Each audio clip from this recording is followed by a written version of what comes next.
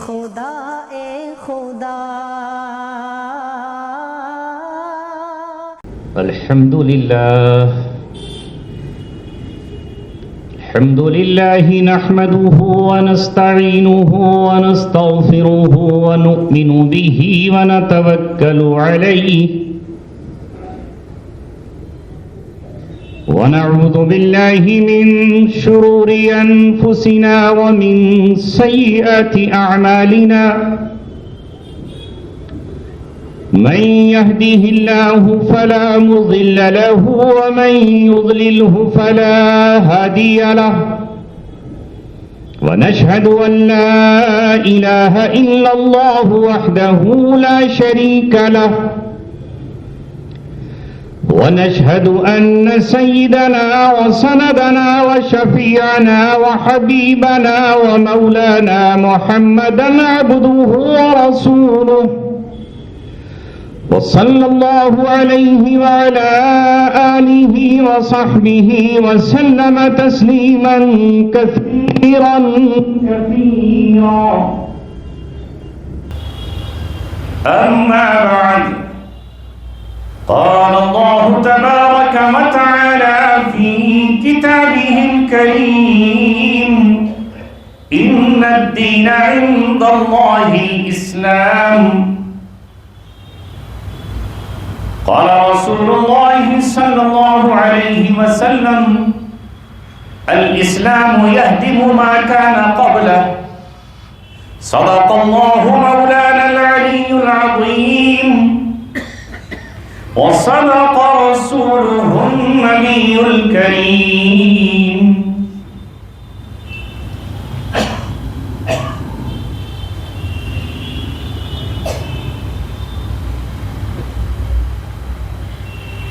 اے لا الہ کے وارث، باقی نہیں ہے تجھ میں گفتار دل برانہ، کردار قاہرانہ. اے لا الہ کے وارث، باقی نہیں ہے تجھ میں گفتار دل برانہ، کردار قاہرانہ. تیری نگاہ سے دل سینوں میں کانپتے تھے، کھویا گیا ہے تیرا جذب قلندرانہ. یوں تو سید بھی ہو، مرزا بھی ہو، افغان بھی ہو، تم سبھی کچھ ہو بتاؤ کہ مسلمان بھی ہو وضع میں نصارہ تو تمدن میں ہنود، ہو وضع میں نصارہ تو تمدن میں ہنود. یہ مسلمان ہیں جنہیں دیکھ کے شرمائیں یہود. فرقہ بندی ہے کہیں اور کہیں ذاتیں ہیں، کیا زمانے میں پنپنے کی یہی باتیں ہیں. محترم حضرات، تقریباً مکمل یا اس سے کم و بیش 10 سال کے بعد آپ کی اس مسجد میں پروردگار نے پھر مجھے دوبارہ بھیجا اور آپ سے گفتگو کرنے کی مجھے سعادت نصیب ہوئی.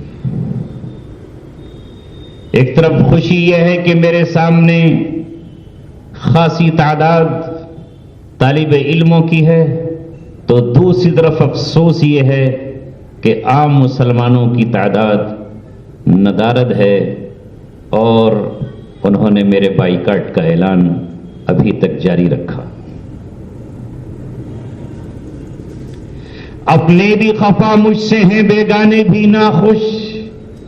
میں زہر ہلاہل کو کبھی کہہ نہ سکا قند، لیکن اے طلبہ، تمہاری محبت، تمہارا پیار، تمہارا احترام اور تمہاری چاہتیں اللہ تبارک و تعالیٰ قبول فرمائے. یہی وہ درد ہے، یہی وہ کسک ہے، یہی وہ چبھن ہے جو آج ایک درد مند انسان کو چین سے رہنے نہیں دیتی، سننے نہیں دیتی. کبھی اس کی آنکھ میں آنسو ہیں، کبھی اس کے ہاتھ بارگاہ الہی میں پھیلے ہوئے، کبھی وہ اپنی ماں کو پکارتا ہے، تو کبھی اپنی بیٹیوں کو آواز دیتا ہے، کبھی اپنی بھائیوں کو دعوت دیتا ہے، اور کبھی اپنے بڑوں کی خوشامد کرتا ہے کہ اے مسلمانوں، تمہارا معاشرہ آج کس ڈگر پہ چل نکلا ہے اور تمہاری قوم کا آج حال کیا ہو رہا۔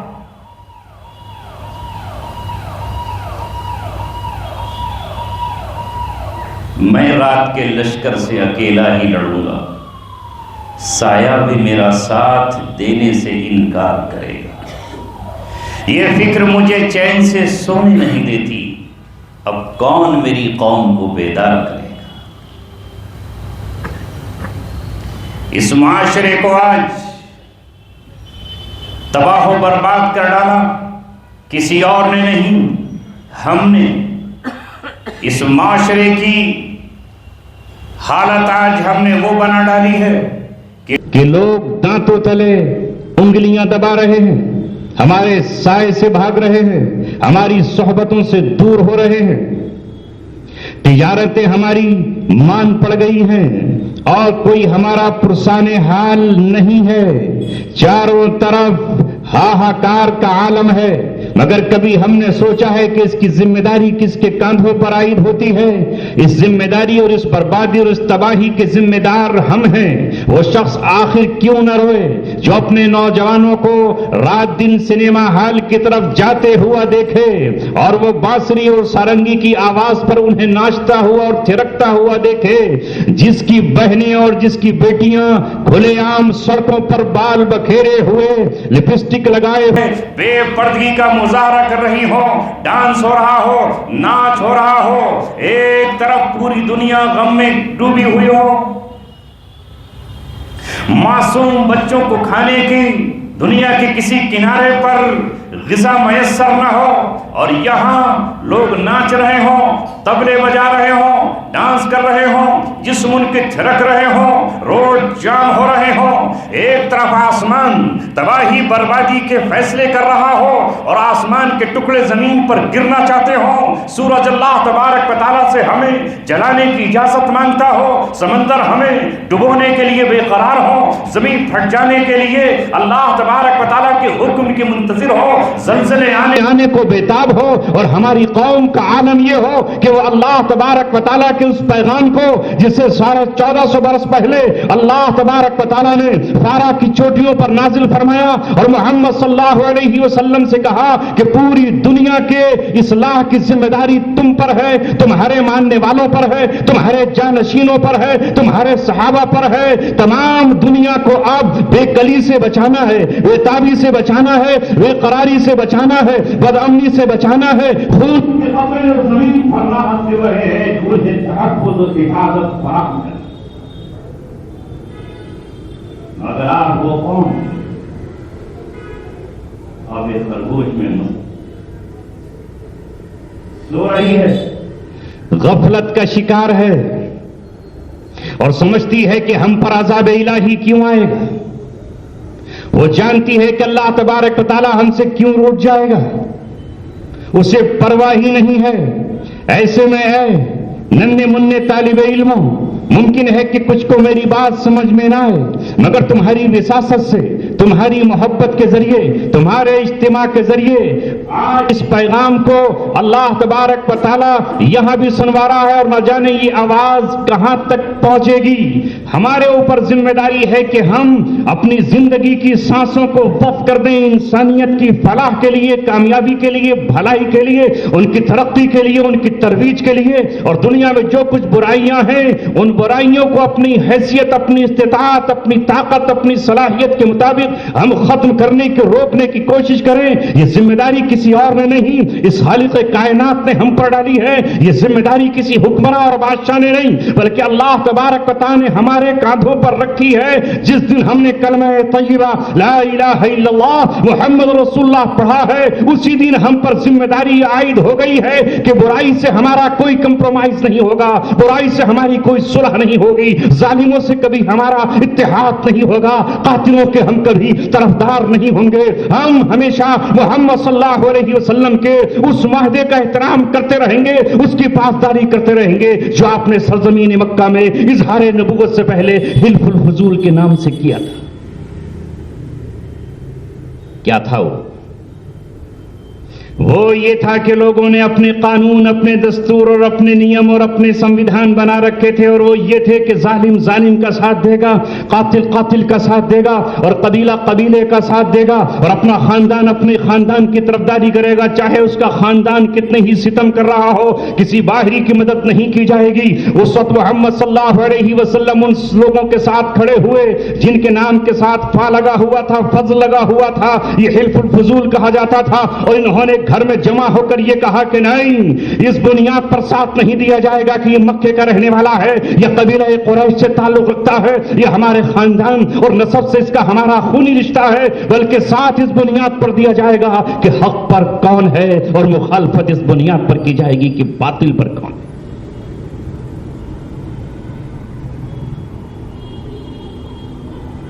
اے اہل ایمان، اللہ تبارک و تعالیٰ کا اس زمین پر حکم ماننے اور منوانے والا تمہارے سوا کون ہے؟ سمجھتے ہو کہ ہم سے باس پرس نہیں ہوگی؟ جانتے ہو کہ اللہ تبارک و تعالیٰ ہم سے کچھ کہے گا نہیں؟ افحسبتم انما خلقناکم عبثا وانکم الینا لا ترجعون، کیا تم نے سمجھ لیا ہے کہ یوں ہی تم بیکار پیدا کر دیے گئے ہو؟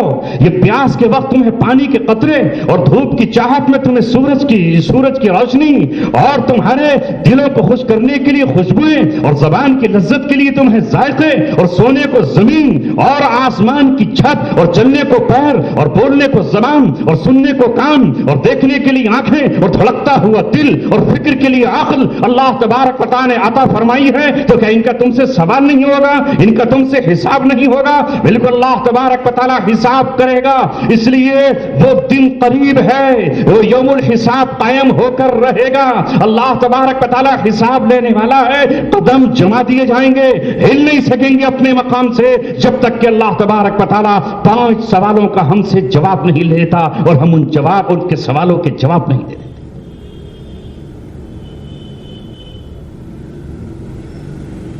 دنیا کی حکومت ہم سے سوال کرے یا نہ کرے، ای ڈی ہمارے پاس آئے یا نہ آئے، انکم ٹیکس آفیسر ہمارے مال کا حساب ہم سے لے یا نہ لے، حکومت ہم سے پوچھے یا نہ پوچھے، لیکن احکم الحاکمین رب العالمین اللہ تبارک و تعالیٰ نے صاف فرما دیا ہے کہ لا تزال قدم ابن آدم کے قدم اپنی جگہ سے ہٹیں گے نہیں، عن موضع اپنی جگہ سے ہٹیں گے نہیں، حتی یسأل عن 5 جب تک کہ 5 باتوں کا اس سے سوال نہ کر لیا جائے، عن حیات فیما افناؤ، یہی نا پہلا سوال،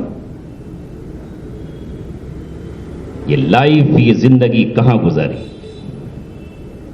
بتاؤ، دینا پڑے گا حساب۔ مجھے آج حضرت مولانا عبداللہ صاحب رحمہ اللہ علیہ، اللہ ان کے درجات کو بلند کرے، ان کی یاد آ رہی۔ جب میں کبھی ان کے ساتھ گجرات کے شہروں کا سفر کرتا تھا تو وہ ایک بات کہا کرتے تھے کہ ہم نے تو قیامت کا منظر یہیں دیکھ لیا، ہم نے تو حوالے قیامت یہیں جان لیے۔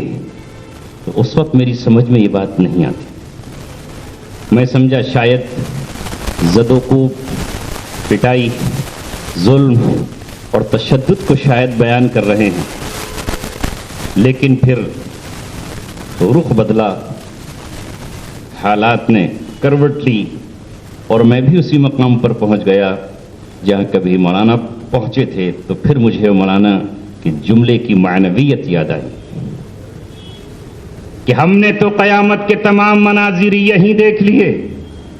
جب میں خود 5 فروری 2016 ریمانڈ پر گیا اور 17 دن کی ریمانڈ کسٹڈی میں رہا، اور وہاں جو سوالات ہوئے، وہاں جو پوچھا گیا، وہاں جو تفتیش ہوئی، وہاں جو حالات میرے سامنے آئے، تو مجھے مولانا کا جملہ بار بار کانوں میں گونجتا رہا کہ وہ یہ کہتے تھے کہ جو سوالات اور جو حساب اور کتاب اللہ تبارک و تعالیٰ قیامت میں کرے گا، وہ ہم نے منظر یہیں پر دیکھ لیے ہیں۔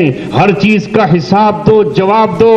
اس وقت وہ حدیث میرے کانوں میں گونجی اور ذہن میں گردش کر گئی جو کبھی میں نے دارالعلوم دیوبند کی سرزمین پر پڑھی تھی۔ اللہ کے رسول صلی اللہ علیہ وسلم دعا فرمایا کرتے تھے، اللہم حاسبنا حسابا یسیرا، حاسبنی حسابا یسیرا، اے اللہ میرا حساب آسان لے لیجئے گا۔ تو حضرت عائشہ نے پوچھا کہ اللہ کے رسول یہ آسان حساب کیا ہے جس کی آپ دعا کیا کرتے ہیں؟ تو آپ نے فرمایا کہ عائشہ، قیامت میں آسان حساب یہ ہے کہ نامہ اعمال پر سرسری نظر ڈال لی جائے اور اس کی تفتیش اور تحقیق نہ کی جائے۔ جس کا آسان حساب ہو گیا وہ بچ گیا، ومن نوقش ہلاک، اور جو اس سے تفتیش کر لی گئی وہ ہلاک۔ تفتیش ہی تو ہو گئی ہماری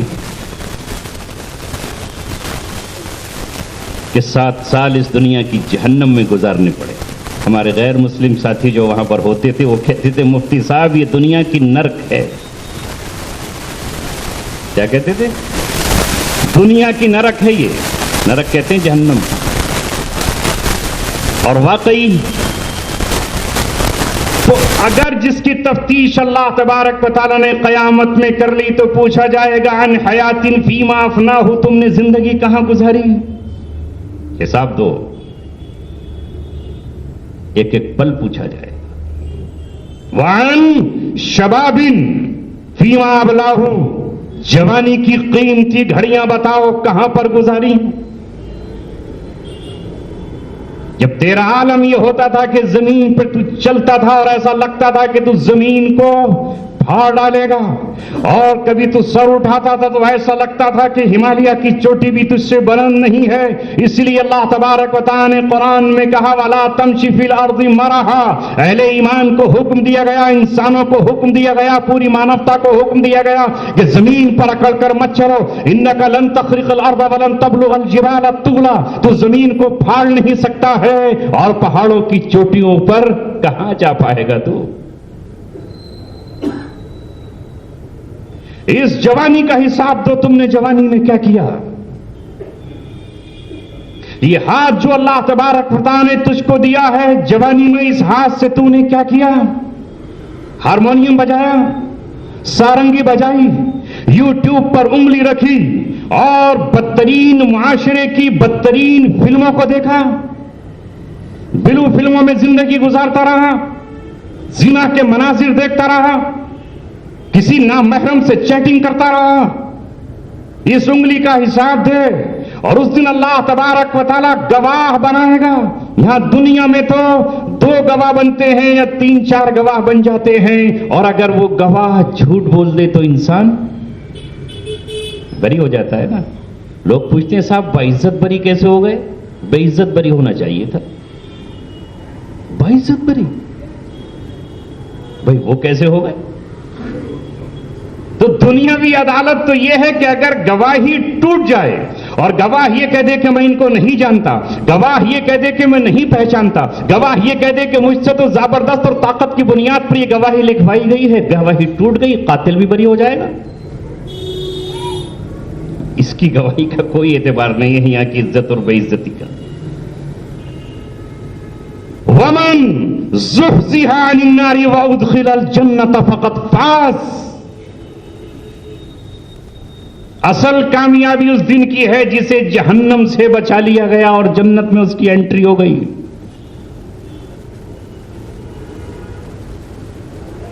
اللہ اگر آپ نے من تدخل النار فقد اخزیتا، جسے آپ نے جہنم میں داخل کر دیا تو اسے آپ نے رسوا ہی کر ڈالا۔ دنیا میں کوئی فرق نہیں پڑتا یہاں کی عزت اور بے عزتی کا۔ اصل مسئلہ ہے کہ اس دن عزت کا تاج سر پہ رکھ دیا جائے اور اللہ تبارک و تعالیٰ کہے کہ توحید تو یہ ہے کہ خدا حشر میں کہہ دے یہ بندہ تو عالم سے خفا میرے لیے ہے، اور کرتے چلے جائیے۔ جوانی کا بھی حساب دینا ہے، یہ تو حدیث ہے نا، قدم ہٹیں گے نہیں۔ اور پھر آگے وعن مال، اور مال کا بھی سوال ہوگا۔ آج آدمی سوچتا ہے مال میرا ہے، میں جب چاہوں جتنا چاہوں کماؤں، جہاں چاہوں خرچ کروں، جس پر چاہوں لوٹاؤں، اور جس پر چاہوں میں اپنے مال کو بہا دوں۔ ایک जेनिफर लोपेज आए, समझ गए? नहीं समझे तालिब इल्म? गूगल पर सर्च करना पड़ेगा आपको, मगर मत करना, उस्ताद से पूछ लेना। एक जेनिफर लोपेज आए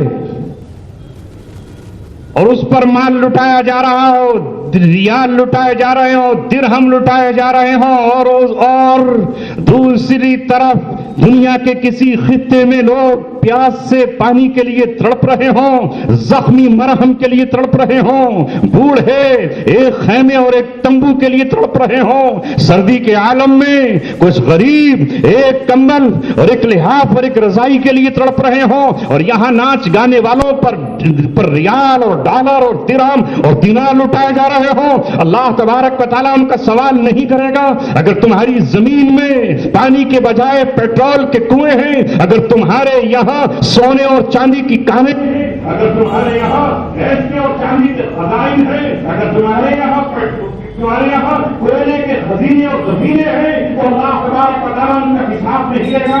बिल्कुल अल्लाह तबारक व तआला हिसाब लेगा। वअन मालिन मिन अय्न इक्तसबहु व अय्न फक़ा। पहले तो ये हिसाब दो कि कमाया कहां से था। जब तक चल रहा है, लेकिन अगर किसी के पीछे तफ्तीशी महकमा लग जाए तो हिसाब देना मुश्किल हो जाए। कहां से कमाया और खर्च कहां पर किया, यह भी हिसाब देना है। और पांचवा हिसाब है माल के बारे में। दो सवाल हैं, कमाया कहां से है बताओ? झूठ बोलकर कमाया, धोखा देकर कमाया, गसब करके कमाया, लोगों को टोपियां उड़ाकर कमाया, लगा किसी को कि सबसे सीधी सादी कौम इमामों की, मुअज्जिनों की, मौलवियों की है, ये बेचारे जमा थोड़ी बहुत पूंजी रखते हैं, लिहाजा इनसे जमा कर लो, और जमा करने के बाद फिर ये ना मांगने आएंगे, ना ये बदमाश हैं, ना ये कातिल हैं, ना ये गुंडे हैं, ना ये लुटेरे हैं, ये क्या करेंगे? लिहाजा जहन चलाया और मौलवियों और इमामों और मुअज्जिनों ही की है। जो जमा पूंजी थी बेचारों को, जो रमजान में कुछ हदिया मिल गया, जो इधर उधर से निकाह पढ़ाने के बाद कुछ तोहफा मिल गया, और कुछ बीवी का जेवर था वही उड़ा के चल दिया। सवाल नहीं होगा इसका। कहां से कमाया पहले ये बताओ। मैंने आपके सामने कुरान मुकद्दस की एक आयत का टुकड़ा ही तिलावत किया है। इन्न दीन इंदल्लाहिल इस्लाम, इस्लाम अल्लाह तबारक व तआला का पसंदीदा मजहब है, अल्लाह का दिया हुआ मजहब है। उसके तमाम उसूल, तमाम ज़ाब्ते, तमाम कवाइद अल्लाह तबारक व तआला ने मुरतब किए हैं। लिहाजा वो इस्लाम तुम्हारी सिर्फ महज इस मस्जिद की चार दीवारी में रहनुमाई नहीं करता, जिंदगी की पैदाइश के दिन से लेकर के मौत की आखिरी सांस तक, और यहां तक कि आलम बरज़ख और बरज़ख से लेकर महशर और महशर से लेकर जन्नत तक इस्लाम तुम्हारी रहनुमाई करता है। आओ बुनियादी तौर पर इस्लाम की बुनियाद कितनी चीजों पर? बुनियल इस्लामु अला खम्सिन सलासतिन वाहिदिन। कितनी? खम्सिन। माशाअल्लाह तालिब इल्मों को तो खम्सिन याद है, मगर बाकी लोग कहेंगे वाहिदिन। एक पर ही इस्लाम की बुनियाद है, एक पर इमारत खड़ी है पूरी। ओनली नमाज। शहादती अल्ला इलाहा इल्लल्लाह, ये तो जड़ है, असल है, इसके बगैर तो कुछ होता ही नहीं है। इसके बाद जो पिलर चलते हैं वो कितने हैं? 4 पिलर हैं। नंबर 1 नमाज, और नंबर 2 ज़कात। रोजा इसके साथ बाद में आएगा। नमाज मक्के में ही आ गई है, रोजा मदीने में आया है। और जहां जहां अल्लाह तबारक व तआला ने अकीमुस सलाता कहा है, कुछ मकाम छोड़ दो, उसके फौरन ही जस्ट फौरन बाद व अकीमुस सलाता व आतुज ज़काता, व अकीमुस सलाता व आतुज ज़काता, नमाज कायम करो और ज़कात अदा करो। एक पिलर महज खालिस इबादत का, अल्लाह तबारक व तआला के सामने सर झुकाने का, तारीफ करने का, तौसीफ करने का, और ये इकरार करने का कि अल्लाह तबारक व तआला जिस्म का अंग अंग, रुआ रुआ, हड्डी हड्डी तेरे शुक्र से लबरेज है और हम सजदा करते हैं। और फौरन इसके बाद दूसरा जो पिलर है उसमें सिर्फ माल, सिर्फ माल। اگر میں یہ کہوں کہ اسلام کے 4 پلر ہیں، 2 خالص بدنی عبادت ہیں اور 2 مالی عبادت ہے۔ حج خالی بدن سے تو ادا نہیں ہوگا نا، حج میں بھی تو مال لگے گا۔ کتنا آج کے دور میں؟ کتنا؟ 5.5-6 لاکھ، پرائیویٹ کی تو کوئی حد نہیں، کم سے کم 10 لاکھ۔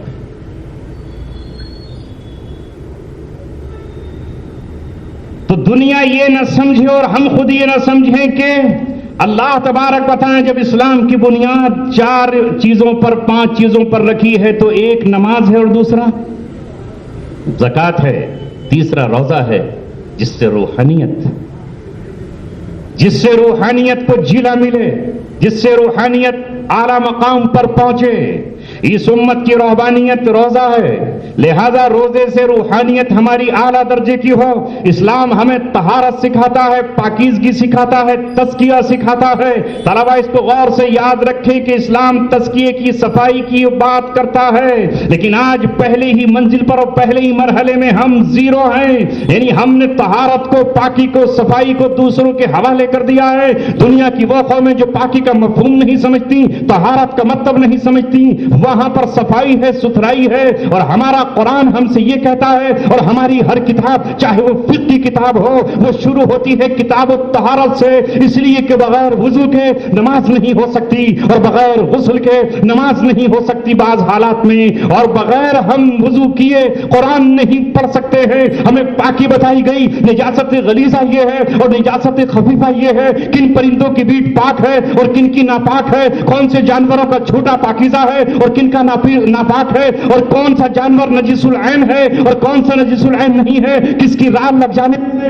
کتنی بار ہم دھوئیں گے، جن کے مسائل اللہ تبارک و تعالی نے بیان فرمائے ہوں۔ اس قوم کا عالم یہ ہے کہ اس کے محلوں سے گزر جاؤ، محلوں کو تو چھوڑو، بستیوں کو تو چھوڑو، اگر ان کے دینی اداروں میں چلے جاؤ تو وہاں مسلمان جنہیں دیکھ کے شرمائیں یہود۔ اس سے پہلے بھی میرا جانا ہوتا تھا اور آج بھی جاتا ہوں تو وہاں حال یہ ہوتا ہے کہ ٹوائلٹ کا عالم یہ ہے کہ ایسا لگتا ہے جیسے تیزاب کی فیکٹری یہاں پر کسی نے لگا رکھی ہے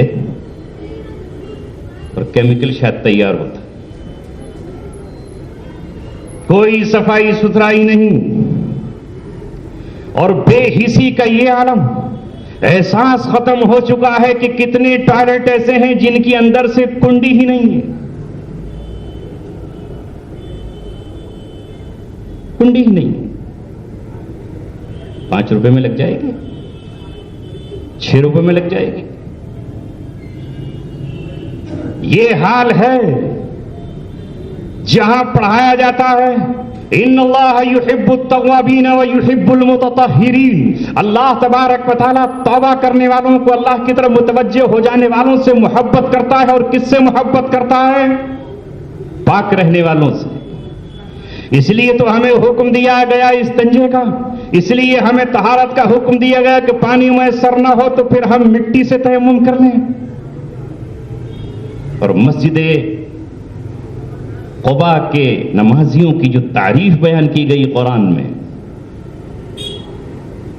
کہ وہ مسجد جس کی بنیاد تقوی پر رکھی گئی ہے، لمسجد اسس علی التقوی من اول یوم حق ان تقوم فیہ، اے محمد صلی اللہ علیہ وسلم مسجد زرار میں جانے کی ضرورت نہیں ہے، وہ مسجد اس لیے بنی ہے کہ وہاں مسلمانوں کے درمیان تفریق پیدا کی جائے، وہاں ایک دوسرے کو لڑایا جائے، وہ کمی گاہ بنائی گئی ہے سازشیں کرنے کے لیے، وہاں جانے کی ضرورت نہیں ہے آپ کو، آپ اس مسجد میں جائیے جس کی بنیاد پہلے دن سے تقوی پر رکھی گئی ہے۔ تو پہلی اینٹ تقوی پر رکھی گئی، اور پھر آگے فرمایا فیہ رجال یحبون ان یتطہروا، اس میں ایسے مرد زمانہ بھی نماز پڑھتے ہیں، ایسے مرد زمانہ وہاں پر رہتے ہیں کہ جو پاکیزہ ہے اور پاکی کو پسند کرتے ہیں. جب ان کی شان میں یہ قرآن کی آیت نازل ہوئی تو دوسرے صحابہ تڑپ اٹھے, اس لیے کہ صحابہ کو یہ فکر رہتی تھی کہ اللہ تبارک و تعالیٰ کی تعریف کیوں کی ہے, ایسا کون سا عمل ہے جسے یہ کر کے جنت میں جا رہے ہیں. رب کی زبان پہ ان کا نام آیا ہے, خدا رب العزت نے ان کا ذکر کلام میں کیا ہے,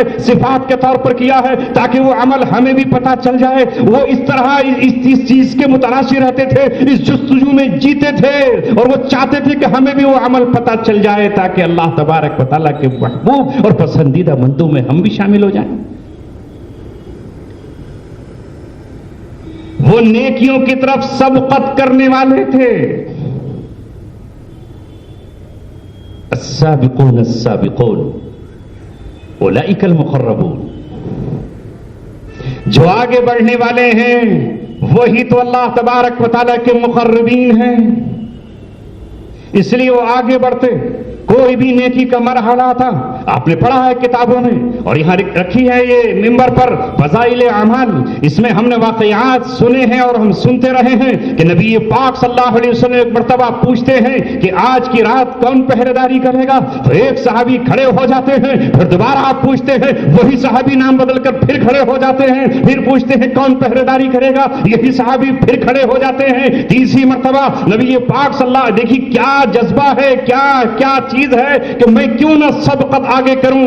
محمد صلی اللہ علیہ وسلم نے جب سرزمین مکہ پر یہ کہا, اے ابو بکر کچھ غلام ہیں, کچھ باندیاں ہیں جو اسلام کی بنیاد پر ظلم و ستم سہ رہی ہیں, اپنے مال و دولت سے ان کو خرچ کرو. ابو بکر صدیق نے غلاموں کو خرچ کرنا شروع کیا. حضرت خدیجہ الکبریٰ نے اپنے مال سے غلاموں کو آزاد کرنا شروع کر دیا. حضرت عثمان نے اپنے مال سے غلاموں کو آزاد کرنا شروع کر دیا. وہاں تو پتا چل جائے کہ نیکی کہاں مل رہی ہے, کون سی مل رہی ہے. تو صحابہ نے پوچھا, ہے لوگوں بتاؤ تو صحیح تمہارا کون سا عمل ہے جو تم یہ کرتے ہو کہ اللہ نے تمہاری تعریف کی ہے. انہوں نے کہا کہ ہمارے محلے میں کچھ یہودی رہتے تھے, ہم نے انہیں ڈھیلے سے استنجا کرتے ہوئے دیکھا تو ہم نے بھی ڈھیلے سے استنجا کیا. ہم استنجا ڈھیلے سے پہلے صاف کرتے ہیں اور اس کے بعد پانی کا استعمال کرتے ہیں. یہی وہ صفت تھی ان کی جس پر اللہ تبارک و تعالیٰ نے کہا یہ ایسے مرد رہتے ہیں جو پاکی کو پسند کرتے ہیں اور اللہ تعالیٰ ان سے محبت کرتے ہیں.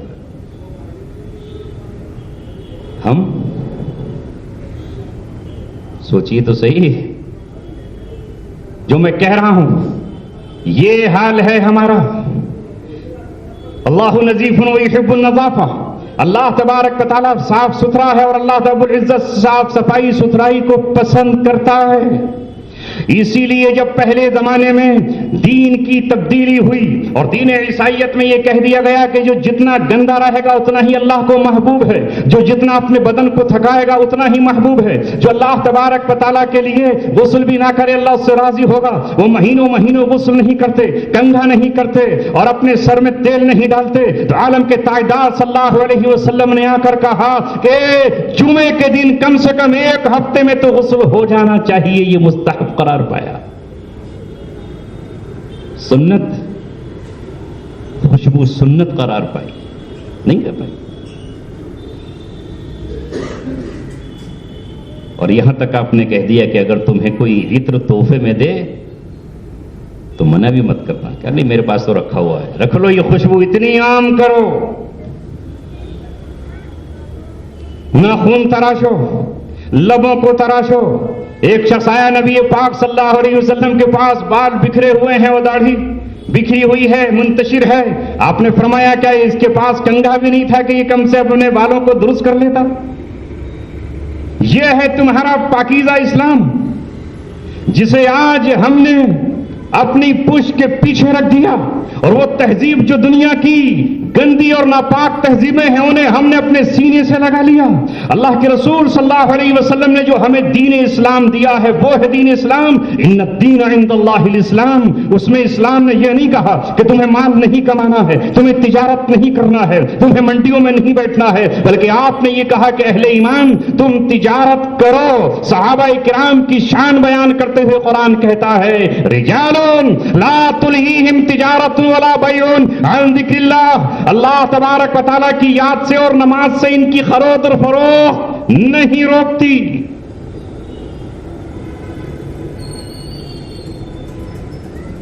پچھلی امتوں کے لیے ہفتے کے دن پورا دن منع تھا, کچھ نہیں کرو گے، عبادت ہی کرو گے، اور حتیٰ کہ مچھلیاں بھی نہیں پکڑو گے، کچھ نہیں کر سکتے، عبادت ہی عبادت۔ اگر ایسا کر لیا تو صورتیں بدل دی جائیں گی، بندر بنا دیے جاؤ گے، خنزیر بنا دیے جاؤ گے، مس کر دیے جاؤ گے۔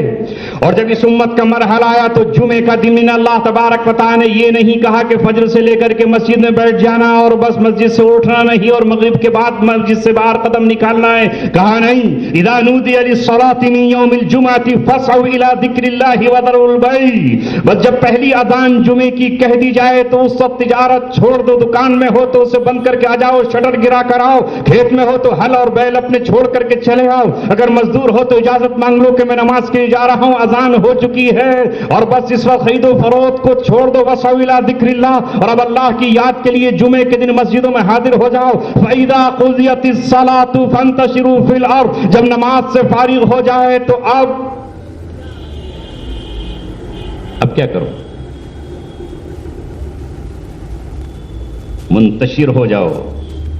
وابتغوا من فضل اللہ، پھر پہنچو اپنے اپنے کاروبار اور کام کی طرف اور پھر مصروف ہو جاؤ۔ اللہ کے رسول صلی اللہ علیہ وسلم نے تجارت کو پاکیزہ بنا دیا، تجارت کو ایک اہم مقام عطا کر دیا، جہاں حافظوں سے وعدہ کیا کہ تم جنت میں سفارشی بنو گے اپنے خاندان کے 10 لوگوں کے، جہاں علماء کے مقام کو بیان فرمایا گیا، جہاں حاجیوں کا مرتبہ بیان کیا گیا، وہی اللہ کے رسول صلی اللہ علیہ وسلم نے کہا التاجر الصدوق الامین مع النبیین والصدیقین والشہداء، اگر کوئی سچا تاجر ہے، ایماندار تاجر ہے، وہ بے ایمانی نہیں کرتا، وہ امانت کی خیانت نہیں کرتا، وہ جھوٹی تجارت نہیں کرتا، وہ فریب اور دھوکہ دہی نہیں کرتا، وہ کل قیامت میں وہ عزت کی تجارت کی بنیاد پر اولیاء سے قریب ہوگا، جس کی قیمت نہیں ہوگا، اور ایمان سے شہدا کے نزدیک کا مقام ہوگا۔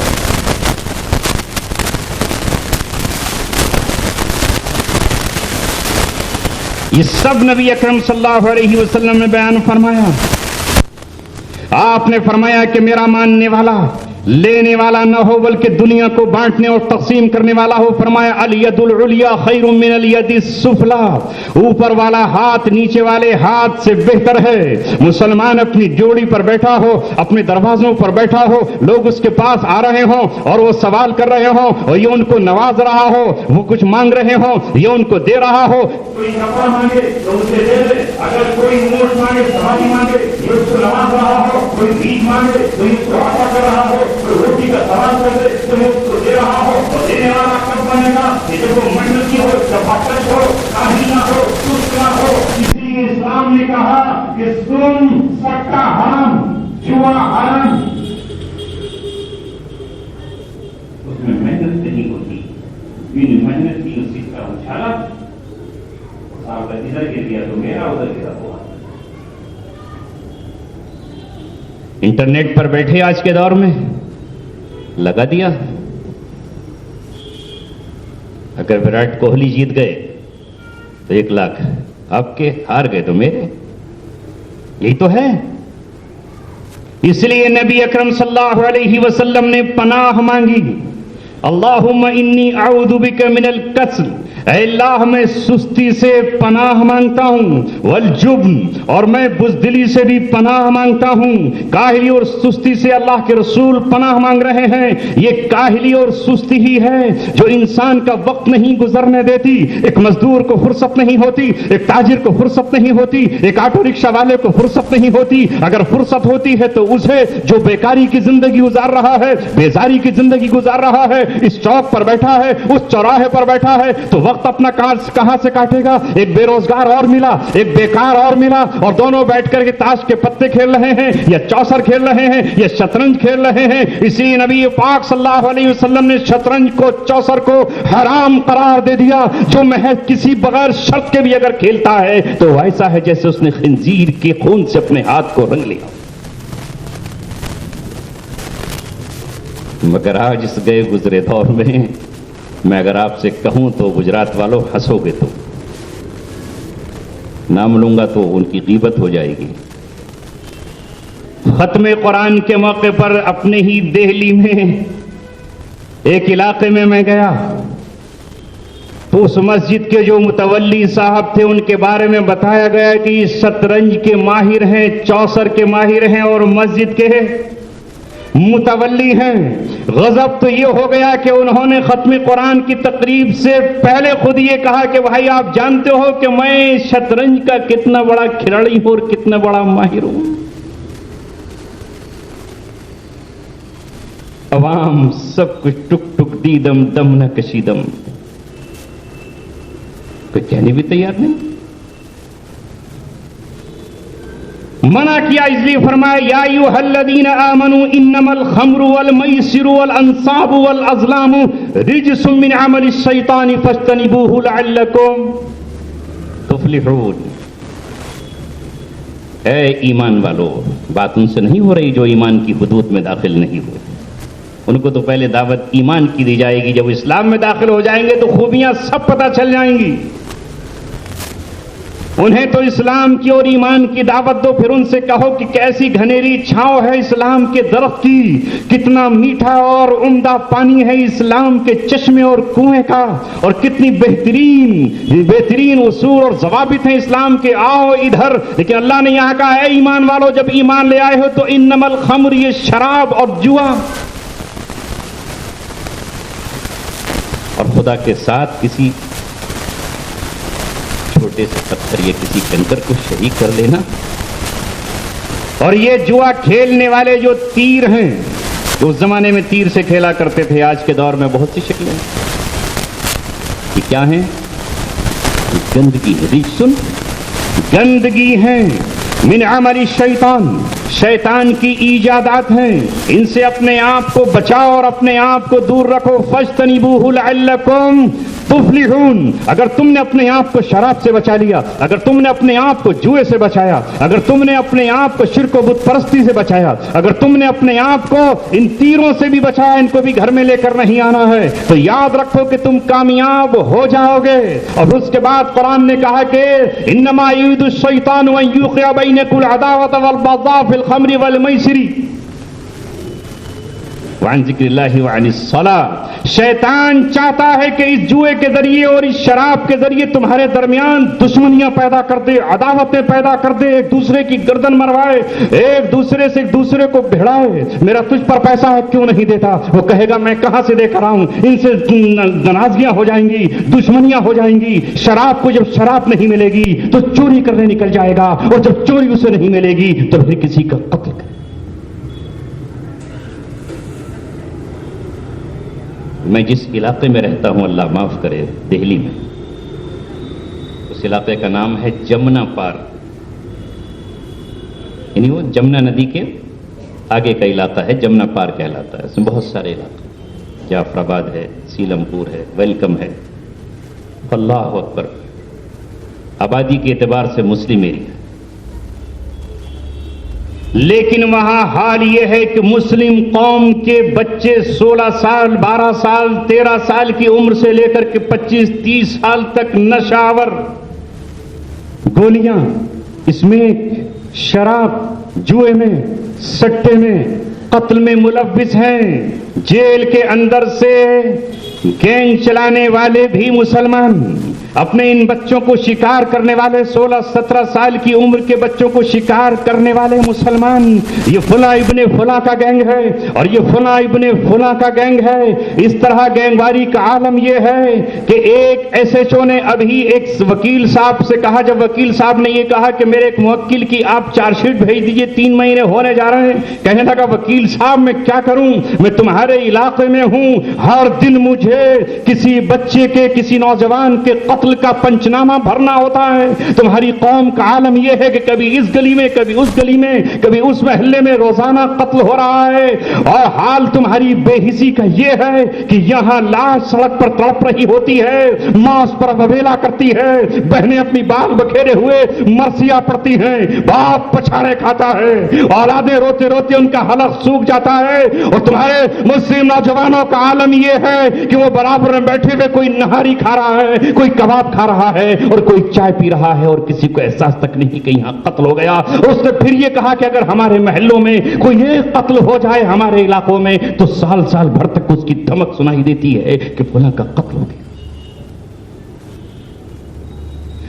بات پر فخر کریں، سر کہاں سے اٹھائیں؟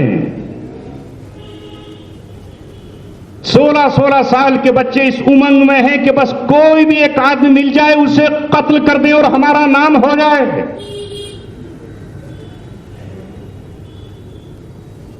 وہ حدیث یاد آتی ہے جو اللہ کے رسول نے فرمایا تھا کہ قیامت کے قریب وَيَكْسُرُ الْجَهْلِ، جہالت بڑھ جائے، وَيَكْسُرُ الْحَرَجِ، اور حرج بڑھ جائے گا۔ صحابہ نے پوچھا اللہ کے رسول یہ حرج کیا ہے؟ تو آپ نے فرمایا قتل۔ نہ قاتل کو پتا ہوگا کہ میں نے کیوں مار دیا، نہ مقتول کو پتا ہوگا میں کیوں قتل کر دیا گیا۔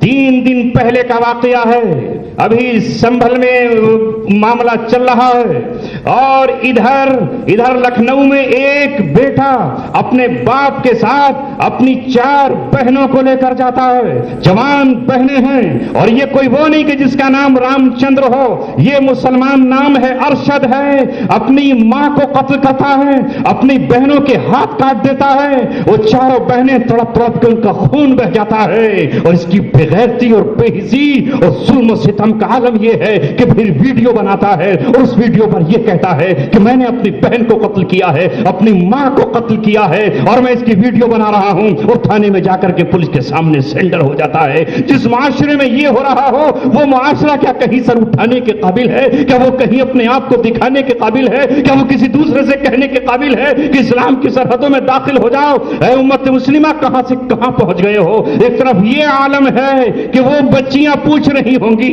اے بھائی تو نے ہمیں کیوں مار ڈالا؟ ایک بہن کو اپنے بھائی سے کتنی محبت ہوتی ہے، بھائی جب پکارتا ہے وہ اس کے لیے کھانا بناتی ہے، چائے بناتی ہے، کپڑوں پر پریس کرتی ہے، امید میں جیتی ہے کہ جب میں دلہن بن کر کہیں اور جاؤں گی تو یہ میرا بھائی تو آئے گا، میری ڈولی کو رخصت کرنے کے لیے آئے گا۔ لیکن یہ بھائی ظالم اور چلاک اور قاتل ہے۔ ماں مت مانیے، مگر وہی زمانہ ہے جو کبھی 1450 پہلے عرب کا تھا کہ ایک باپ اپنی بیٹی کو قتل کر رہا تھا اور بھائی اپنی بہنوں کو قتل کر دیا کرتے۔ اس معاشرے میں ہم جی رہے ہیں، کیا ایسے میں اس امت کو سمجھانے کی ضرورت نہیں ہے؟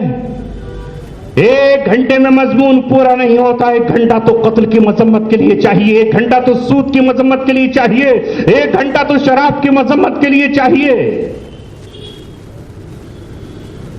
کیا حال ہے اس مسلم قوم کا جسے اللہ نے یہ کہا طلب کسب الحلال فریضۃ بعد الفریضہ، یہ بعد الفرائض، حلال روزی کمانا فرض ہے۔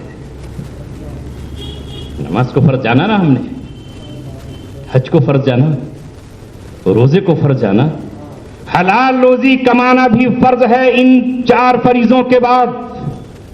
لیکن آج حلال کی روزی کمانے کے لیے ہم تیار نہیں۔ جگہ جگہ سے خبریں آتی ہیں، نکاح جوان کیا ہوئے، باپ کی بھی یہی نیت، ماں کی بھی یہی چاہت، بہنوں کی بھی یہی آرزو کہ بس کسی صورت سے بھائی کی سسرال سے زیور مل جائے ہمیں پہننے کے لیے، ہمیں کنگن مل جائے، ہمیں پازیب مل جائے۔ وہ اپنے گھر سے جب چلے تو سوئی سے لے کر کے سواری تک، توے سے لے کر کے ایک چمچ تک، ایئر کنڈیشنر سے لے کر کے برتن دھونے کی مشین تک، سب اپنے باپ کے گھر سے لے کر آئے۔ اور جب جس کے پاس یہ نہ ہو تو پھر اس کی بہنیں ہمیں اس سے کوئی غرض نہیں، اس کی بیٹیاں دم توڑ دیں، وہ بوڑھی ہو جائیں، ان کے چہرے پر چاندی اور سفیدی آ جائیں، وہ سلفاس کی گولیاں کھا کر کے مر جائیں، یا جل کر کے اپنے آپ کو ہلاک کر لیں، یا وہ کسی غیر مسلم کا دامن تھام لیں اور اس سے یہ کہیں مجھے کوئی پرواہ نہیں ہے تیرا دین کیا ہے، تیرا دھرم کیا ہے، تیرا مذہب کیا ہے، تو کس تنظیم سے جڑا ہوا ہے میں کچھ نہیں جانتی، میرا باپ مجھے رخصت کرنے کے قابل نہیں ہے، بھائی کے پاس جہیز دینے کے لیے پیسہ نہیں ہے، ماں یا تو آبرو بیچ کر کے میرے جہیز کا انتظام کر سکتی ہے، یا میں خود جہیز اپنا انتظام اپنی عصمت اٹھا کر سکتی ہوں۔ اگر پہلے میں عصمت اٹھاؤں تو ایسی قوم پر خاک ہے، ایسے نوجوانوں پر خاک ہے، ایسی ملت پر خاک ہے، ایسے معاشرے پر خاک ہے۔ میں ان سب کی ناک کٹوانے کے لیے تیرے ساتھ چلنے کے لیے تیار ہوں۔ یہ حالات نہیں ہے؟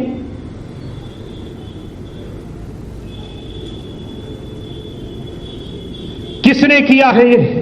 کوئی ایک ثبوت تو بتائے مسلمان کہ رسول اللہ کی سنت ہے، حضرت علی کی سنت ہے، حضرت فاطمہ کی سنت ہے، کوئی تو بتائے۔ امام حنیفہ کا فتویٰ ہے، امام شافعی کو مانتا ہوں، یا کوئی یہ کہہ دے کہ میں چاروں اماموں کو نہیں مانتا، میں ڈائریکٹ ہی جو ہے حدیث پہ عمل کرتا ہوں، تو وہ حدیث کا ثبوت پیش کرے۔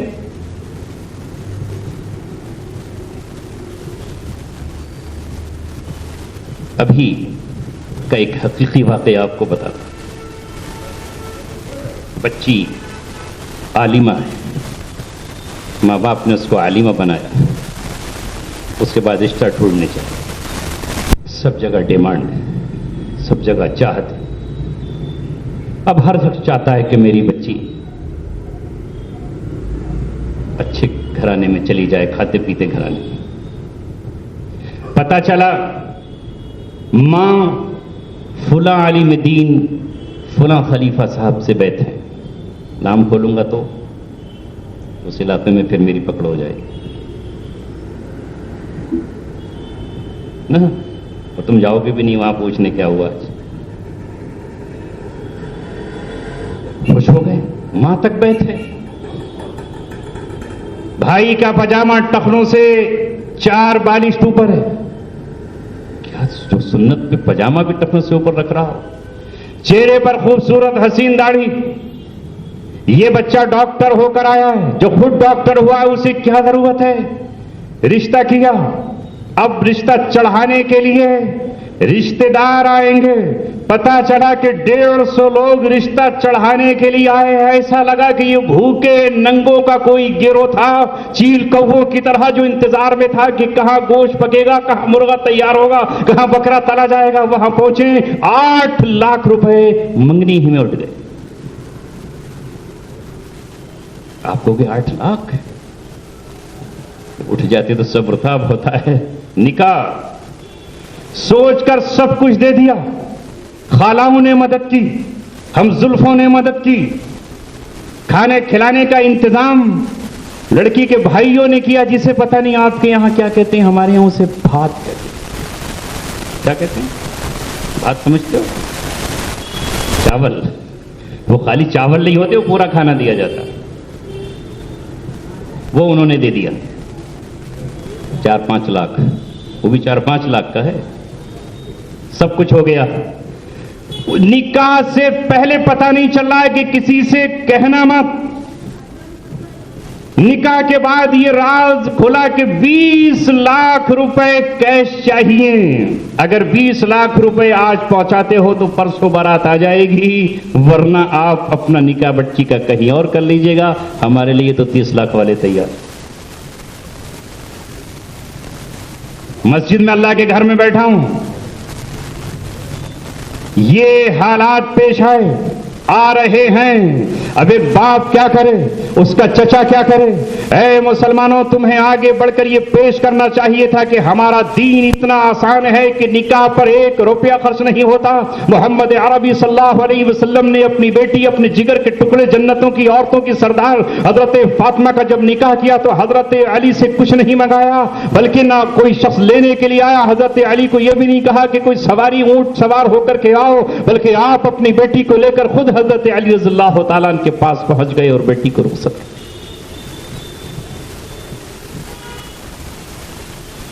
اتنے زخم ہیں کہ مرہم کہاں سے لایا جائے، مگر کچھ نہیں، گھبرانے کی ضرورت نہیں، مایوس ہو جانے کی ضرورت نہیں۔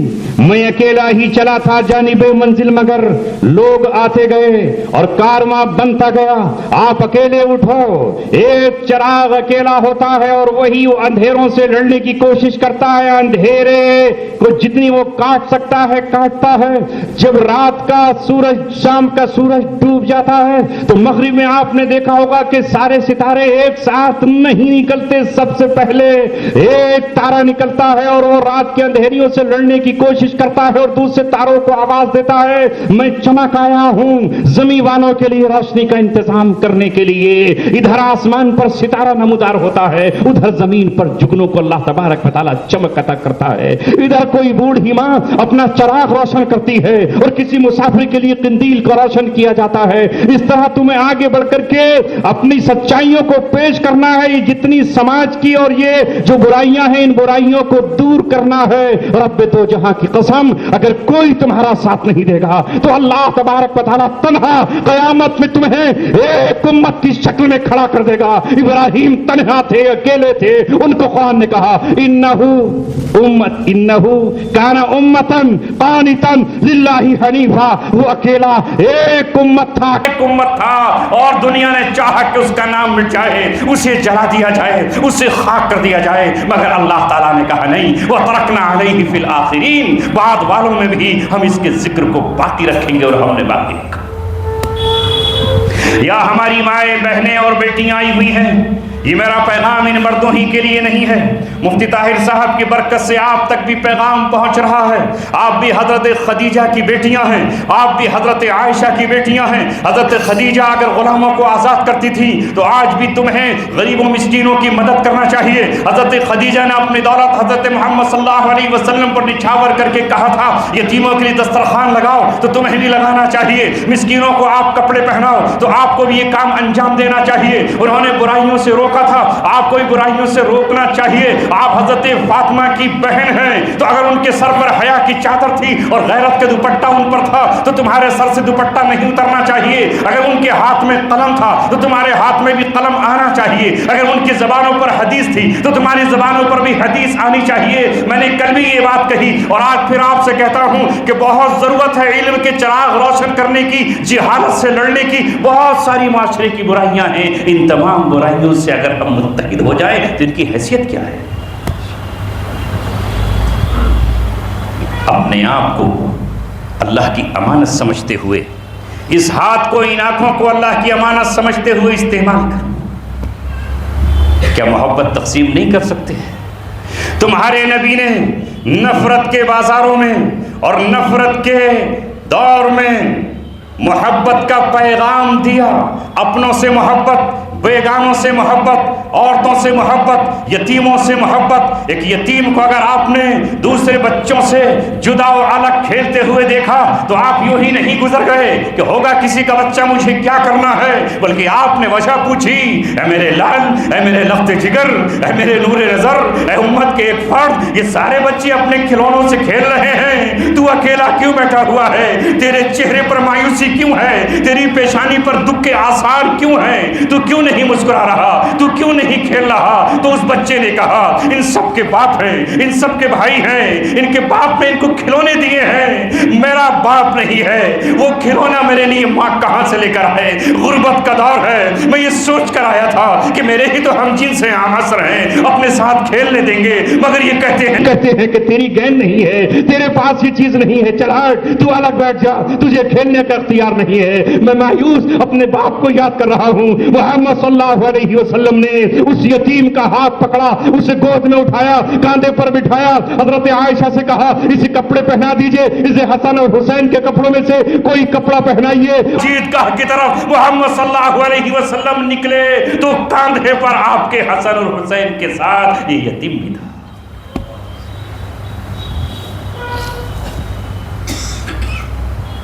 اب بتاؤ، ہم ہیں، ہم کسی کو پوچھتے ہیں وجہ؟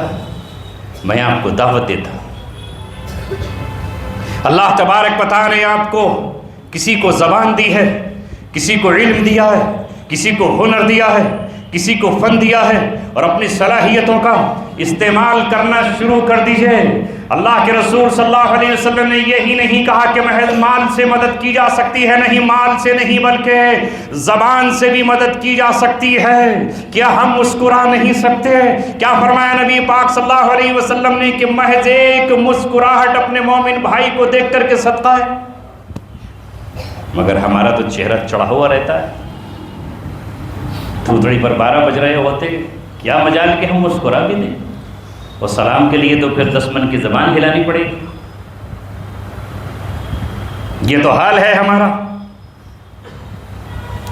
کچھ نہیں کر سکتے تو آپ نے فرمایا کہ اگر کوئی شخص کچھ بھی نہ کر سکے، کسی یتیم کے ساتھ کچھ بھی نہیں کر سکے، کپڑا نہیں پہنا سکتا، جوتی نہیں دے سکتا، کھلونا نہیں دے سکتا، کوئی کھانے کی چیز نہیں اس کو دے سکتا، تو محض شفقت اور محبت کے ساتھ اگر اس کے سر پر اس نے ہاتھ رکھ دیا ہے تو یاد رکھو تم اس ہاتھ کے نیچے جتنے بال آئے ہیں اتنی نیکیاں تمہارے نامہ اعمال میں لکھی ہے کہ نہیں؟ مگر اسے ثواب کون سمجھ رہا ہے؟ مفتی صاحب ذرا عمرے کے لیے جانا ہے، 4 مہینے پہلے عمرے پر گیا تھا، اس بار 5 لوگوں کو اور لے کر جا رہا ہوں، اگلی بار 10 لوگوں کو لے کر کے جاؤں گا، اللہ کے گھر کا طواف کر کے آؤں گا، اور بس عمرے پر عمرہ۔ ایک طرف ایک رکشہ پولر ہے، بیٹیاں ہیں اس کی، بیٹا اللہ نے اس کو نہیں دیا، کیسے ان کا پیٹ بھرے؟ دھاگے اور ڈورے کاٹ کر کے اپنی زندگی گزارتی ہیں۔ مکان نہیں بنا اس لیے کہ پڑھا لکھا نہیں تھا، پڑھا لکھا ہوتا تو آخر وہ رکشے پر کیوں آتا؟ ہم رکشہ پر سواری کرتے ہیں، ایک انسان پر سواری کرتے ہیں، ہمارا معاشرہ یہ ہے، اور ہم اس سے یہ بھی نہیں پوچھتے کہ آخر رکشہ کیوں چلا رہے ہو، گھر ٹوٹا ہوا ہے، 3 شیڈ نہیں ڈال سکتا ہے، اور ہم یہ کہتے ہیں کہ اللہ تبارک و تعالیٰ کو راضی کرنے کے لیے اس کے گھر کے طواف اور چکر سے اللہ تبارک و تعالیٰ راضی ہوگا۔ یاد رکھ، اللہ تبارک و تعالیٰ کل قیامت میں پوچھے گا، یہ 50,000 روپے 60,000 روپے اگر تو اس پہ خرچ کر دیتا، اس کی بٹیا کے لیے چھت ہو جاتی، اس کا اپنا گھر ہو جاتا، وہ بوڑھا روتا ہے اور یہ کہتا ہے بیٹیوں اس 50 گز کے پلاٹ کو اس لیے نہیں بیچتا کہ کہیں کسی دن میری موت نہ ہو جائے تو تم کس کے ہاں زندگی گزارو گی؟ شاید کوئی مجھے رحم دل مل جائے اور میرا گھر بن جائے تو اپنے گھر میں بیٹھ کر کے زندگی تو گزار لو گی، ایسا نہ ہو کہ غریبی کی وجہ سے تمہارا ہاتھ مانگنے ہی کوئی نہ آئے۔ پیسہ ہے مالداروں کے پاس اپنی آرزویں پورا کرنے کے لیے، کلو منالی میں جانے کے لیے، کشمیر کا سفر کرنے کے لیے، کشمیر کی ڈل جھیل میں سفر کرنے کے لیے، نینی تال میں گرمیاں گزارنے کے لیے، اوٹی میں جانے کے لیے۔ یاد رکھو اللہ تبارک و تعالیٰ حساب لے گا۔ ہاں اگر ہماری پوری قوم عیش و عشرت میں ہوتی اور ہمارے یہاں کوئی فاقے سے نہیں ہوتا، کوئی بے گھر نہیں ہوتا، کوئی یتیم نہیں ہوتا، کوئی بیمار و زخمی نہیں ہوتا تو چلو اللہ تبارک و تعالیٰ سیر کی اجازت دیتا، لیکن سیر کی اجازت کیوں نہیں دی گئی ہے؟ سیروا فی الارض فانظروا کیف کان عاقبۃ المکذبین۔ اگر زمین میں سیر کرتے ہو تو دیکھو کہ اللہ تبارک و تعالیٰ نے چھوٹنے والوں کا کیا انجام کیا۔ یہ درد ہے، چونکہ یہ درد سے گزرا ہے وہی درد کو جان سکتا ہے۔ اللہ کے رسول یتیم تھے اس لیے یتیمی کا درد جانتے تھے۔ میں نے بہت زخم دیکھے ہیں، درد دیکھے ہیں، اور پھر اللہ تبارک و تعالیٰ مجھے ایسے مقام پر لے گیا جہاں درد رونے اور کسکنے کے سوا کچھ نہیں۔ اس لیے میرے نوجوانوں آخری بات کہہ کے رخصت ہوتا ہوں، آپ کا زیادہ وقت نہیں لیتا۔ بہت سارے فتنے، ان فتنوں سے اپنے آپ کو بچاؤ۔ دور حاضر میں سب سے بڑا فتنہ یہ انٹرنیٹ اور یہ شیطانی جال ہے، جہاں اس کے ذریعے نہ جانے کتنوں کے عقائد خراب ہو رہے ہیں، کتنوں کا ایمان جا رہا ہے، اور کون کس فتنے کا شکار ہو رہا ہے۔ کیا جانتے ہو آپ کہاں سے نکل آتا ہے ککر متے کی طرح کوئی یوٹیوب پر اور اپنی شروع کر دیتا ہے لم ترانی؟ انہی ہی میں ایک سب سے بڑا فتنہ جو میں نے کل بھی عرض کیا، اور جس پیغام کو میں آپ کو خصوصی طور پر اس لیے دینا چاہتا ہوں کہ جب میں نے اس قید و بند میں ریمانڈ پر اپنے سامنے 20 سالہ 18 سالہ 19 سالہ بچوں کو دیکھا تو مجھے اپنا بیٹا یاد آ گیا، مجھے اپنی اولاد یاد آ گئی۔ اور بعض بچے جو 19 سال کے تھے وہ عام ہماری جیلوں میں نہیں رہ سکتے تھے، جو بچہ جیل میں گئے تو ان کے ساتھ جو وہاں ظلم اور ستم ہوا، اس کے بعد کلیجہ کانپ اٹھا، اور میں نے اللہ تبارک و تعالیٰ سے کہا کہ اے میرے مولا اگر تو نے رہائی نصیب فرما دی تو پھر میں اپنے بچوں کو سمجھانے نکلوں گا۔ ہر بیٹا ایسا ہی ہے، جیسے میں نہیں چاہتا کہ میرا بیٹا کبھی کسٹڈی میں جائے، کبھی ان کسی کے پاس جائے، پولیس کی وردی وہ کبھی دیکھے تو ہم کسی اور کو کیوں جائیں۔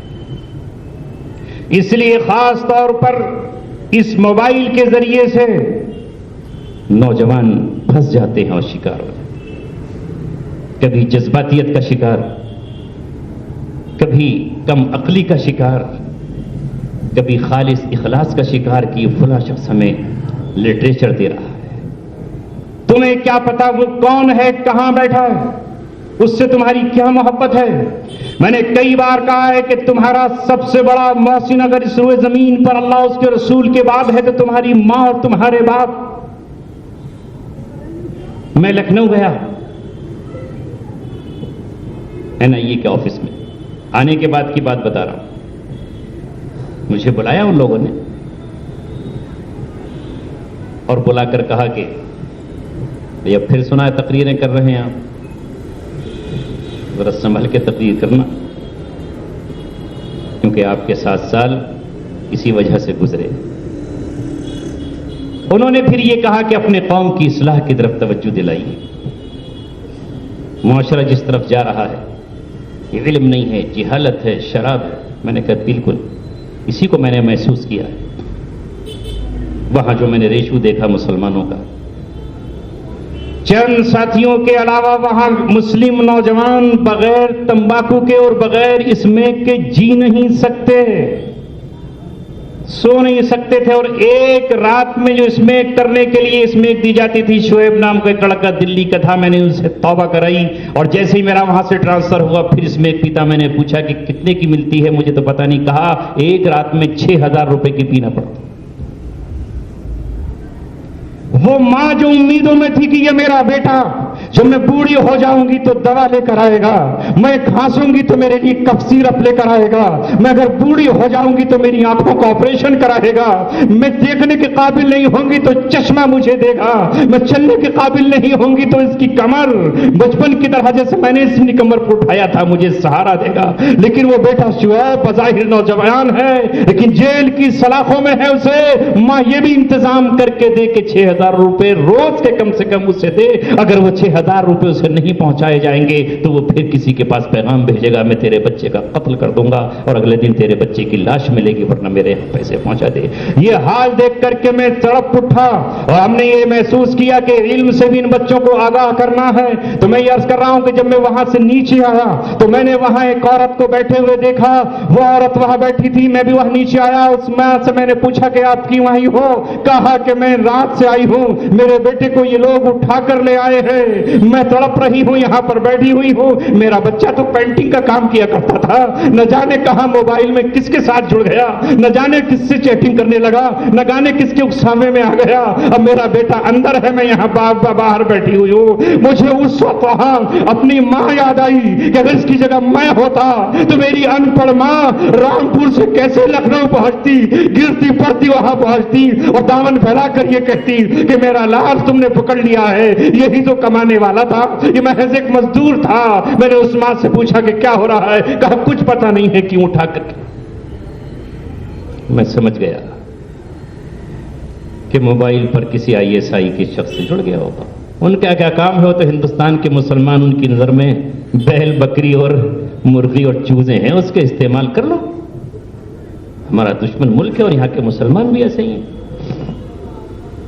میں نے جب سفر کیا اگلے دن اخبار پڑھا, اس لڑکے کا میں نے نام دیکھا اور اس میں یہی خبر آئی کہ وہ ISI کے کسی ایجنٹ کے رابطے میں تھا, اس لیے اس کو اٹھایا گیا تھا, مگر اسے سمجھا کر بجھا کر کاؤنسلنگ کر کے چھوڑ دیا گیا. تو میرے دل میں دل پڑا کہ چلو انہوں نے اس پر رحم کر دیا. کچھ تو ہوتے ہیں محبت میں جنوں کے آثار, کچھ لوگ بھی دیوانہ بنا دیتے ہیں. نہیں, اپنی ذات کو ہلاک کرنے کی ضرورت نہیں ہے, خواہ مخواہ جیل کی سلاخوں میں جانے کی ضرورت نہیں ہے. اللہ کے رسول نے توق و سلاسل سے پناہ مانگی ہے کہ نہیں مانگی ہے. اس لیے تعمیر ملت کے لیے, تعمیر انسانیت کے لیے, تعمیر وطن کے لیے اور جس علاقے میں آئے ہو اس علاقے کی خدمت کے لیے آگے بڑھو, علم حاصل کرو, صلاحیتیں حاصل کرو. جب کچھ بن جاؤ گے تو اپنے گھر کو دیکھو, قریبی رشتہ داروں کو دیکھو. میں آج آنے سے پہلے حالات کی آزمائش یہ ہوئی کہ میری بیوی نے ایک دن مجھ سے یہ کہا کہ تمہارے جو چھوٹا بھائی ہے سعید, اس کے چوٹ لگ گئی ہے, اور مجھے نہیں بتایا, لیکن تھوڑے دن کے بعد وہ قسطوں میں بتاتی ہے کہ چوٹ محض معمولی نہیں لگی, 3 جگہ سے ٹانگ بھی ٹوٹ گئی. بڑا بھائی جیل میں, چھوٹے بھائی کی ٹانگ ٹوٹ گئی. 2 بیٹیاں جوان ہیں, 4 چھوٹے بچے ہیں, کہاں سے کمائے گا بتاؤ؟ آپریشن میں 30-35 ہزار روپے تو لگیں گے. باہر ہوتا تو کسی کے سامنے جھولی پھیلاتا, دامن پھیلاتا کہ میرے بھائی کی مدد کرو. کوئی مدد کر دیتا, وہ اگر قرض ادا نہیں کر پائے گا تو میں ادا کر دوں گا. جب جیل سے باہر نکلا تو وہ بھائی چلنے کے قابل نہیں تھا, جیل کے دروازے پر نہیں تھا. مجھے محسوس ہوا کہ کاش اگر میرا بھائی آج اپنے پیروں سے سلامت ہوتا تو مجھے استقبال کرنے کے لیے آتا اور مجھے لینے کے لیے آتا. اور جب میں اپنے رامپور شہر رات کے اندھیرے میں پہنچا تو وہ ایک کار سے نکلا جس میں جو سہارے کے ذریعے سے چل رہا تھا, اور کہا بھائی تو ہی آ کر کے مجھ سے ہاتھ ملا لے, میں اس قابل میں نہیں کہ کھڑے ہو کر کے تیرا استقبال کر سکتا ہوں. اے میرے عزیزوں, اس وقت بستر پر جب میں واپس لوٹا تو میری ماں تھی جس کو 2020 میں برین ہیمریج ہوا, جو چل نہیں سکتی تھی, دوڑ نہیں سکتی تھی, چارپائی پر لیٹی تھی. میں آیا تو اس کی ایک ہی آرزو تھی کہ میرا بیٹا سینے سے لگ جائے, مگر اٹھ کے نہیں بیٹھ سکتی, چل نہیں سکتی, تو بار بار یہ کہتی تھی آئے میں سینے سے لگا لیتی, آئے میں اپنے دل سے لگا لیتی. کسی نے اس کی فریاد کو سنا, کہا یہ آپ کو سینے سے لگانے کہہ رہی ہیں, ان کو بٹھاؤ اور ماں کے کلیجے سے لگ جاؤ. 7 سال جب کنڈی ہلی ہے تو اس نے تمہارا انتظار کیا. کہ ہماری ذمہ داری نہیں بنتی کہ ہم اپنی نئی نسل کو اور اپنے نوجوانوں کو ان تمام چیزوں سے بچائیں؟ اس لیے میں آپ سے کہتا ہوں کہ قانون کی پاسداری بھی کرتے رہیے, قانون مت توڑیے. کوئی مرحلہ ایسا آ جائے تو صبر کر گزریے, جذبات میں آ کر کے مت قانون کو ہاتھ میں مت لیجیے, اس لیے کہ ہم اس پوزیشن میں نہیں ہیں کہ ہم ان کو برداشت کر سکے.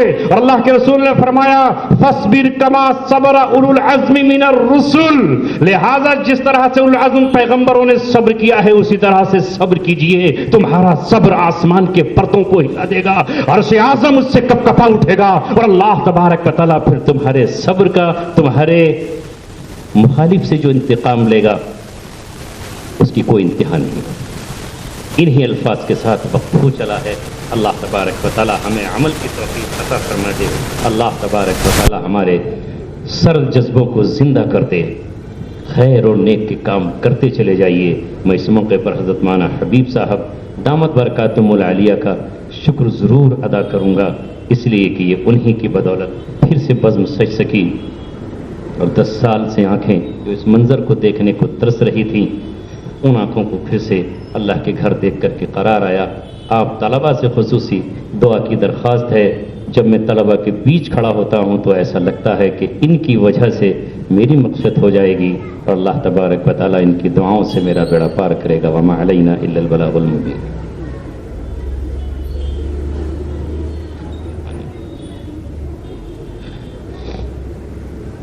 اللهم صل على محمد وعلى آل محمد كما صليت على إبراهيم وعلى آل إبراهيم إنك حميد مجيد. ربنا ظلمنا أنفسنا وإن لم تغفر لنا وترحمنا لنكونن من الخاسرين. لا إله إلا أنت سبحانك إني كنت من الظالمين. اے اللہ ہم سب کے گناہوں کو معاف فرما. اے مولا ہماری خطاؤں کو درگزر فرما, ہماری لغزشوں کو معاف فرما. اے اللہ اس وقت تیرے سامنے جو ہاتھ پھیلے ہوئے ہیں اس میں بیشتر ہمارے طلباء ہیں, ہمارے یہ پاکیزہ بچے ہیں جن کے ہاتھوں میں صبح شام قرآن ہے. اے اللہ انہیں پڑھانے والے علماء ہیں, اور مولا کریم ان کی تائید و نصرت کرنے والے, مدد کرنے والے, تعاون کرنے والے یہ مخلصین محبین مسلمان ہیں. اے رب کریم ان سب کے ہاتھ جب آپ کے سامنے پھیلے ہیں انہیں قبول فرما, ان ہاتھوں کو قبول فرما لیجیے. اے اللہ ہم سے انسانیت کی تعمیر و ترقی کا کام لے لیجیے. اے اللہ ہمیں فتنوں سے بچا لیجیے, ہمیں فسادات سے بچا لیجیے. کل بھی ہم نے تعمیر جہاں کی ہے اور آج پھر ہمیں تعمیر جہاں کے لیے قبول فرما لیجیے, توفیق عطا فرما دیجیے. اے رب کریم ہم کسی کو رلانے والے نہ ہوں بلکہ ہم مسکراہٹیں بانٹنے والے ہوں. اے اللہ ہم کسی کو ستانے والے نہ ہوں بلکہ ستانے والوں کے ہاتھوں کو پکڑ کر کے روک دینے والے ہوں. اے اللہ ہماری تجارتوں کو دن دگنی رات چوگنی ترقی عطا فرما, ہماری اولادوں کو قبول فرما, ہماری نسلوں کو قبول فرما, ہماری بہنوں اور بیٹیوں کو قبول فرما. دل میں محبت کے جذبات پیدا فرما, دل کو نرمی عطا فرما, سختی اور قساوت سے اے اللہ ہمارے دلوں کی حفاظت فرما. غریبی سے بھوکمری سے ہماری حفاظت فرما، فقر و فاقے سے ہماری حفاظت فرما، زندگی کی سانسوں میں برکتیں عطا فرما، علم اور عمل میں برکتیں عطا فرما۔ اے اللہ پہلے بھی یہ علماء میری سرپرستی کیا کرتے تھے اور آج بھی سرپرستی فرما رہے ہیں۔ اے مولا کریم یہاں یہ آنکھیں ایک اور شخصیت کو دیکھ رہی ہیں جنہیں یہ شہر مولانا عبداللہ کے نام سے جانتا ہے۔ اے اللہ آپ نے ان کو اپنے پاس بلا لیا ہے تو آج ان کو خبر دے دیجئے کہ ان کے شہر میں اے رب کریم ہم آئے ہوئے ہیں، ان کی مغفرت کے فیصلے فرما دیجئے، ان کے لیے جنت الفردوس میں اعلیٰ مقام عطا فرما دیجئے۔ اے مولا کریم ان کی زندگی کی کوتاہیاں معاف فرما دیجئے اور ان کی نیکیاں قبول فرما۔ اس مجمع کی ہر دعا قبول فرما، اس مجمع کی ہر آرزو پوری فرما، ہر جائز تمنا کو پورا فرما۔ اے اللہ موت کے دیدار تک اور آخری سانس تک ہمیں دین کی خدمت کے لیے قبول فرما۔ ہمارے ملک میں امن و امان قائم فرما۔ اے اللہ امن و امان قائم فرما، انصاف پسند حکمرانوں کو زمام اقتدار نصیب فرما۔ اے اللہ تو جسے چاہے تبدیل فرما دے، سینوں میں جو دل ہیں انہی کو نرم فرما دیجیے، دشمنوں کو بھی اے اللہ دوست بنا دیجیے، بیگانوں کو بھی اپنا بنا دیجیے اور اپنوں کے دلوں میں پیار و محبت پیدا فرما دیجیے۔ اے اللہ ہمارے نوجوانوں کے ہاتھ سے شراب کے جام پھکوا دیجئے، ان کے ہاتھوں میں قرآن دے دیجئے۔ اے اللہ انہیں جوئے اور سٹے سے بچا لیجئے، اے اللہ انہیں شراب اور سود سے بچا لیجئے۔ اے مولا ہماری بہنوں کو بھی قبول فرمائیے، انہیں عالمہ اور فاضلہ بنا دیجئے، انہیں دیندار مائیں بنا دیجئے۔ اے اللہ ان کی اولادوں کو قبول فرما لیجئے۔ رب کریم انہیں مریم اور انہیں حضرت آسیہ، حضرت خولہ، حضرت خنسا، حضرت عفرہ بنا دیجئے۔ اے رب کریم جس نے بھی ہم سے دعا کے لیے کہا ہے اس کی دعا کو قبول فرما، اپنے فضل سے قبول فرما، اپنی عطاؤں و لطف سے قبول فرما۔ اس مجمع میں تیرا کوئی مخلص بندہ بیٹھا ہو جو تجھے محبوب ہو اور اس کو تو محبوب ہو، اے اللہ اسی کی بدولت ہماری ساری دعاؤں کو قبول فرما۔ سبحان ربک رب العزت عما یصفون وسلام علی المرسلین والحمد للہ۔